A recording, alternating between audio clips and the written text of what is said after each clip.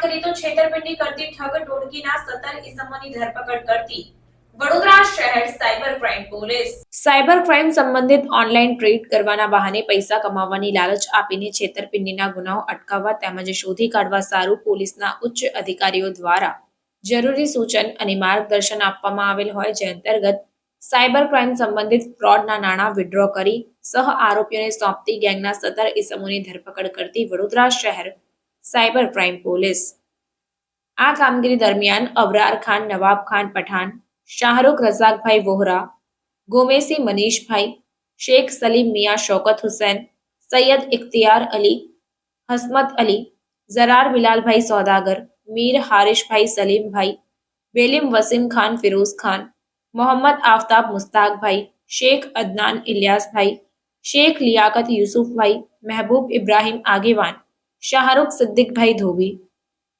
સાહિલ યુસુફ મિયા શેખ, કબીર અહેમદ મોહબ્બત શબ્બીર મંસૂરી, સોહિલ કાસમભાઈ શેખ અને રમીઝ અલી મુસ્તાક અલી કાદરી આ તમામ આરોપીઓની ધરપકડ કરીને તેઓની વિરુદ્ધમાં કાયદેસરની કાર્યવાહી હાથ ધરાઈ છે. Cyber crime police station Vadodara શહેર ખાતે 12/24ની એક એફઆઈઆર દાખલ થયેલ, જેમાં ભોગ બનનાર રામકૃષ્ણ રાજીવ બેલુડુરીના કુલ 94,18,000 રૂપિયા અલગ અલગ બેંક એકાઉન્ટમાં ગયેલ, જેમાં ભોગ બનનારને ફેસબુક દ્વારા એક લિંક મળે છે. લિંકમાં એમને લોભામણી જાહેરાત આપવામાં આવે છે કે તમે આમાં ઇન્વેસ્ટ કરશો તો તમારા પૈસા 10 ગણા 15 ગણા થઈ જશે. જેમાં ભોગ બનનાર વિવિધ તબક્કે 94,18,000 રૂપિયા જમા કરાવે છે, જેના વર્ચ્યુઅલી એમને 11 કરોડ ને 20 લાખ રૂપિયા દેખાય છે. પણ જ્યારે તેઓ વિડ્રો કરવા જાય છે ત્યારે તેમના પૈસા વિડ્રો થતા નથી અને એમનું એકાઉન્ટ સીઝ થઈ જાય છે. ત્યારબાદ તેઓ સાયબર ક્રાઇમમાં ફરિયાદ દાખલ કરાવે છે. ફરિયાદ દાખલ થયા બાદ ટેકનિકલ, હ્યુમન ઇન્ટેલિજન્સ અને પ્રોપર મની ટ્રેલ દ્વારા વિવિધ એકાઉન્ટ હોલ્ડર્સને અને જેમાં પૈસા ગયા છે તે વિવિધ આરોપીઓને લોકેટ કરીને PSI Rathod, PI Patel and team દ્વારા સમય સૂચકતા વાપરીને તમામને ધરપકડ કરવામાં આવે છે. સર, કેટલા આરોપીની ધરપકડ કરવામાં આવી છે? એ લોકોનો ગુનાહિત ઇતિહાસ શું છે અને શું કરતા હતા લોકો? કુલ 17 આરોપીઓની ધરપકડ કરવામાં આવેલ છે. તેઓ દ્વારા પોતાના એકાઉન્ટમાં અમુક કમિશન પેટે રૂપિયા લઈને પોતાના એકાઉન્ટને ફ્રોડ્યુલન્ટ અને સસ્પિશિયસ મનીને પોતાના એકાઉન્ટમાં જમા થવા માટે એમને એક્સેસ આપેલો. સફળતા પાછળ કઈ રીતે ટીમે કામ લાગેલું, કયા સાયબર દ્વારા એ લોકોને ડિટેક્ટ કરવા માટે શું મહત્વનું ભૂમિકા ભજવી? Proper technical evidence, bank KYC, CCTV camera analysis અને અધર ટેકનિકલ એનાલિસિસ ટૂલ્સ દ્વારા સાયબર ક્રાઇમ જે ક્રિમિનલ્સ છે એમને લોકેટ કરવામાં આવેલ અને સમય સૂચકતા વાપરીને તેમને ધરપકડ કરવામાં આવેલ છે. 17 જે આરોપી છે એમને અગાઉ કોઈ ગુનાહિત ઇતિહાસ છે એવું કોઈ તપાસ દરમિયાન વધુ તપાસ જારી છે અને તેમાં વધુ આરોપીઓ જેમની સંડોવણીની પણ શક્યતા છે. ત્યારબાદ જણાવી શકાશે. સર, કહી શકાય કે આ લોકો જેના બેંક એકાઉન્ટનો ઉપયોગ કર્યો છે એ લોકોને આઈડેન્ટિફાય કરવામાં આવ્યા છે? તેમાં વધુ તપાસ જારી છે અને જે લોકો આગળ પણ આમાં માસ્ટર માઇન્ડ છે તેના સુધી ટૂંક સમયમાં પહોંચી જવાશે. સર, આરોપીઓની ધરપકડ કરવામાં આવી છે, એમના રિમાન્ડ લેવામાં આવે છે, શું પ્રક્રિયા છે? આરોપીઓના ધરપકડ થયા બાદ એમને જ્યુડિશિયલ કસ્ટડીમાંથી 2 દિવસના રિમાન્ડ આપણને મળેલ છે. અત્યારે પોલીસ કસ્ટડીમાં છે. સર, કહી શકાય કે હજી આરોપીની ધરપકડ થઈ શકે, સંખ્યા વધી શકે?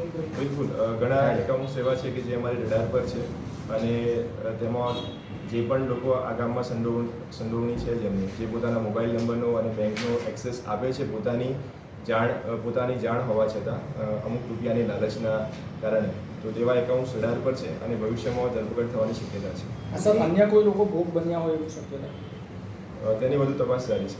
જે એકાઉન્ટ આઈડેન્ટિફાઈ થયા છે એ કેવા લોકો છે? જેના કોઈ ખબારવાળા છે કે ખબર વગરના કે જે મજબૂરીમાં એકાઉન્ટ આપતા હોય? જેની પ્રાથમિક દ્રષ્ટિએ એવું જાણવા મળેલ છે કે તેઓએ પોતાના એકાઉન્ટ અમુક રૂપિયાની લાલચ પેટે પોતાના એકાઉન્ટનો એક્સેસ આપેલ અને સીસીટીવી ફૂટેજમાં પણ તેઓ દ્વારા સેલ્ફ વિથડ્રોલ કરીને પૈસા ઉપાડવામાં આવેલ છે. સર, આ જે આરોપીઓ છે એકબીજાના સંપર્કમાં હતા કે સંબંધીઓ છે કે પછી મિત્રો છે? આ લોકોને તે બાબતેની તપાસ ચાલુ છે. Cyber crime police station Baroda city में 12/24 का एक गुना दाखिल हुआ था, जिसमें भोग बननार के कुल 94,18,000 रुपीज़ अलग अलग स्टेज पे जो आरोपी है उनके अकाउंट में जमा हुए थे, जिसकी टेक्निकल, ह्यूमन इंटेलिजेंस और मनी ट्रेल के द्वारा जिन जिन आरोपियों ने इसमें से कुछ अलग अकाउंट में 5-5 लाख रुपए जमा हुए थे, जो अकाउंट बड़ौदा के थे, कुछ अकाउंट सूरत के भी हैं, कुछ अहमदाबाद के भी हैं। तो